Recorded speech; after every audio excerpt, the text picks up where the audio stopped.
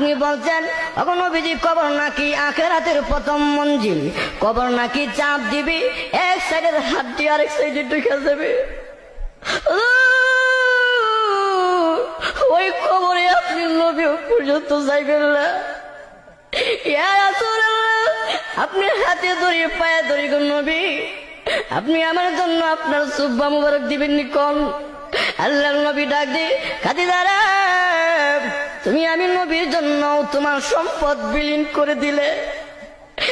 খাদিজা, আমি নবী ওয়াদা দিলাম তোমার জন্য আমার নামি নবীর জুব্বা তোমার কাফন দাফন হিসাবে আমি নবী দিয়া দিব। নবী 2 নাম্বার শর্ত দিল, নবীজি আপনি আবার আমাকে কাফন দাফন করে কবর রেখে আপনি